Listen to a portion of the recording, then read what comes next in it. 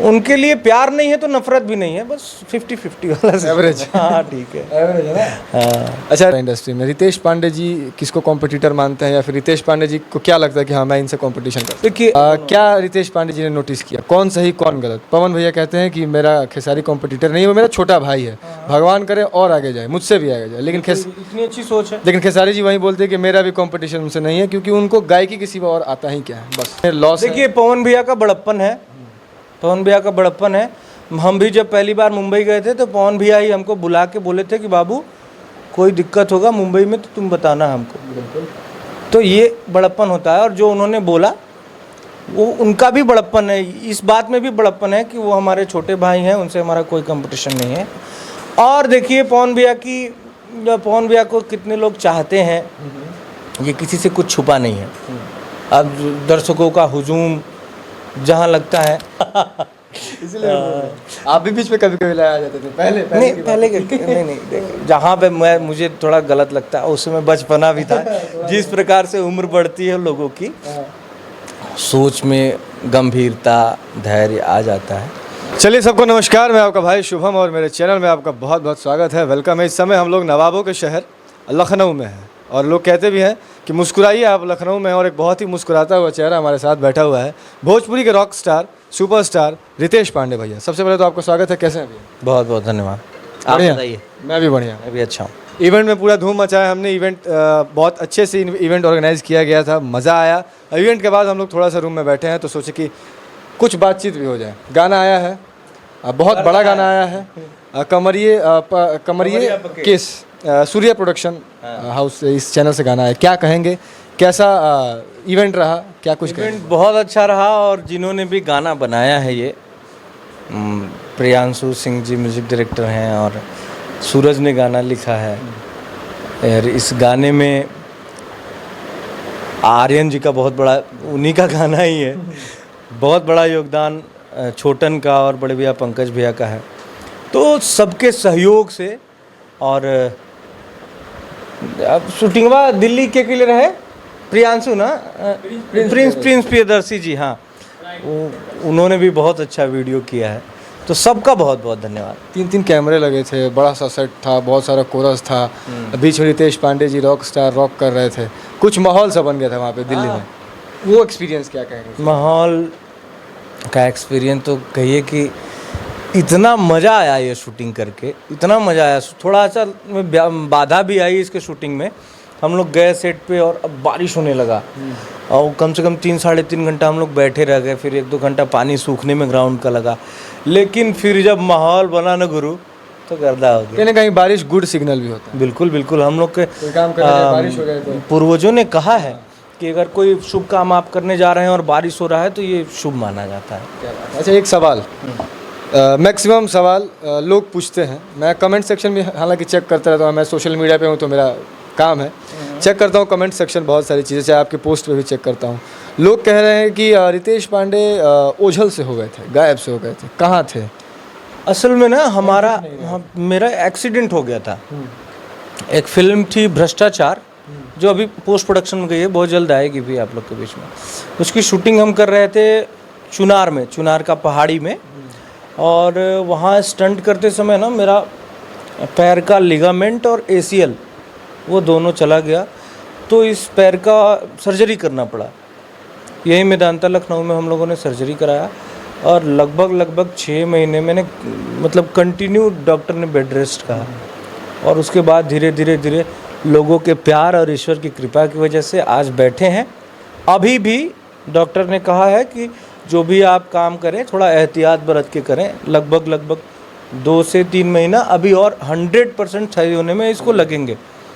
लेकिन आप जो हमारी भगवान स्वरूपी जनता है भोजपुरी की, उनके आशीर्वाद और लाखों लोगों की दुआओं की वजह से बहुत जल्दी हमने रिकवर किया।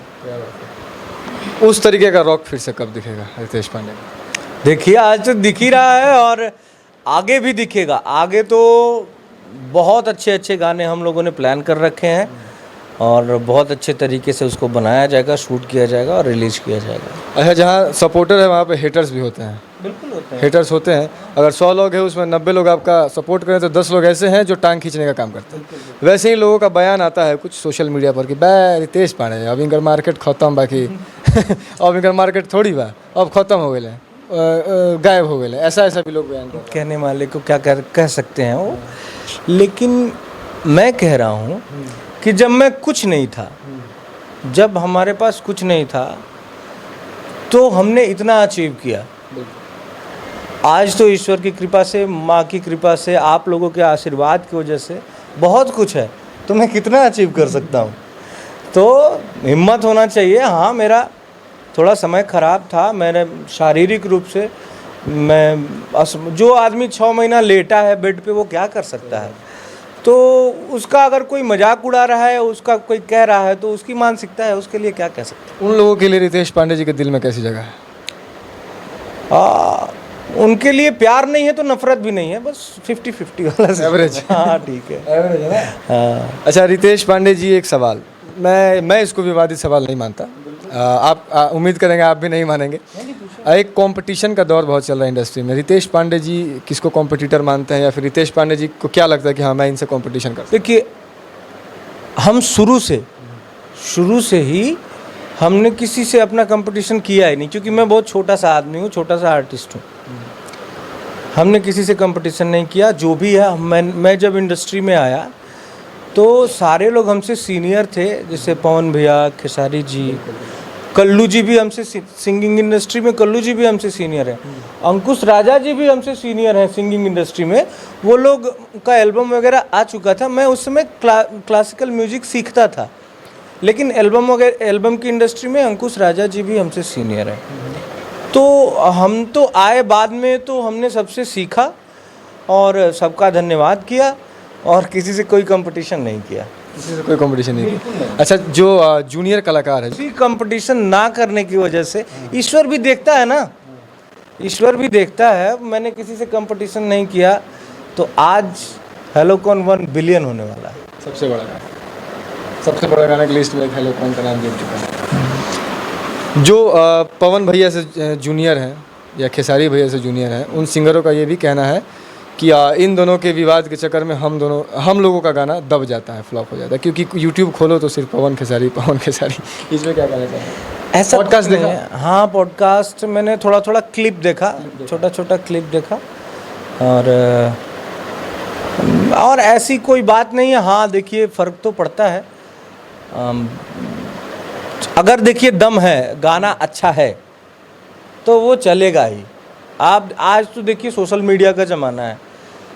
पहले गाने चलाने के लिए इतने मेहनत करने पड़ते थे। हम लोग सीडी लेके, डीवीडी लेके दुकाने घूमते थे कि भैया रख लीजिए, मेरा बेच दीजिएगा, तब पैसा हमको दीजिएगा। आज तो इतना आसान हो गया सब कुछ। गाना बनाइए, शूट करिए और यूट्यूब पे डाल दीजिए, कहीं आपको घूमना नहीं ना है। तो अब तो स्ट्रगल बहुत कम हो गया है, पहले की अपेक्षा पहले बहुत ज़्यादा स्ट्रगल था। तो जो करना चाहते हैं इस क्षेत्र में अच्छा, तो वो बस हिम्मत बनाए रखें, और धैर्य का होना बहुत ज़रूरी है लाइफ में। धैर्य बनाए रखें और अपना मेहनत जारी रखें। बस बोलने वाले तो देखिए ऐसा बोलते हैं कि आपका दिल ही टूट जाएगा कि अरे यार ये क्या बोल रहा है, लेकिन उस समय आपका जो धैर्य रहेगा वही आपका काम आएगा और आपको आगे लेके जाएगा। अगला सवाल, अब रितेश पांडे जी इंडस्ट्री से, इसलिए पूछना तो जायज़ बनता है। लोग भले इसको विवादित सवाल कहे चाहे कुछ भी कहें।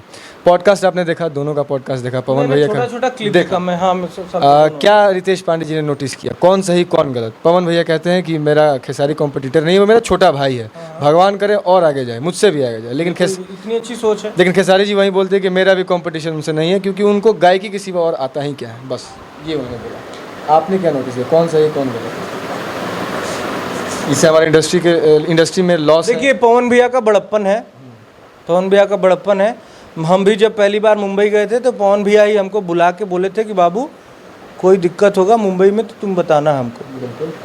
तो ये बड़प्पन होता है, और जो उन्होंने बोला वो उनका भी बड़प्पन है। इस बात में भी बड़प्पन है कि वो हमारे छोटे भाई हैं, उनसे हमारा कोई कंपटीशन नहीं है। और जब खेसारी जी भी कह रहे हैं कि हमारा कोई कंपटीशन नहीं है, तो उसमें बुराई क्या है? जैसे मैं भी तो बोला हूँ कि हम किसी से अपना कंपटीशन नहीं मानते हैं, बिल्कुल। तो ये कहने में कोई बुराई है नहीं। भैया मतलब सामने से कहना कि कंपटीशन नहीं है क्योंकि गायकी छोड़ के कुछ नहीं आता है। अभी सूर्यवंशम फिल्म 4th वीक में घुस चुकी है, शायद एक रिकॉर्ड ब्रेक करने वाली है। ये बहुत दिनों के बाद सूर्यवंशम जैसी एक फिल्म चल रही है भोजपुरी के लिए। ये भोजपुरी फिल्म जगत के लिए बहुत अच्छा है, भोजपुरी फिल्म जगत के लिए बहुत अच्छा है। और देखिए पवन भैया को कितने लोग चाहते हैं, ये किसी से कुछ छुपा नहीं है। अब दर्शकों का हुजूम जहाँ लगता है, खेसारी जी के लिए भी लगता है भाई, हमारे इंडस्ट्री के, ये तो फैक्ट है, हमारे इंडस्ट्री के धरोहर हैं ये लोग। हाँ लेकिन छीटाकशी करने से बचना चाहिए। हाँ बिल्कुल बचना चाहिए छीटाकशी करने। लास्ट सवाल यही करूँगा कि क्या ये सारी चीज़ें यूट्यूब पे फेसबुक पे हो रहा है जो भी, इससे अपनी इंडस्ट्री को लॉस है? देखिए कुछ लॉस नहीं है, जहाँ 4 गो बर्तन रहते हैं थोड़ा बहुत बजते हैं। हाँ, और इससे देखिए क्या है ना कि माहौल गर्म रहता है, माहौल गर्म रहता है। और देखिए मैं फैक्ट बोल रहा हूँ, माहौल गर्म रहता है। और जो हमारे भाई जो न्यूज़ वगैरह बनाते हैं उनका रोजी रोटी चलता है, ठीक है, तो इससे कोई दिक्कत नहीं है। और सुनिए, मैं कई बार अभी तो ये क्या विवाद है, हाँ कोई विवाद नहीं है, अभी क्या है छोटा बड़ा बयान वाला विवाद। मैं बड़ा बड़ा बयान देखा हूँ और मैं वहीं मौजूद रहा हूँ जब पवन भैया और खेसारी जी कितना भी बड़े बड़े विवाद के बाद मिलते हैं तो गले मिलते हैं। तो और आपस में लड़ने वाले दर्शक लड़ रहे हैं, वो लोग गले मिल रहे हैं जब मिल रहे हैं तो ये सब बात, हाँ ये सब होते रहना चाहिए, जो होता है ठीक होता है। कभी कभी ज़्यादा हो जाता है इसलिए आप भी बीच में कभी कभी लाया जाते थे पहले नहीं, जहाँ पे मुझे थोड़ा गलत लगता है उसमें बचपना भी था। जिस प्रकार से उम्र बढ़ती है लोगों की, सोच में गंभीरता धैर्य आ जाता है, और बहुत सारे ऐसे मौके हैं जिन पे हम बोल सकते हैं, और लेकिन हम थोड़ा अवॉइड करते हैं बोलना।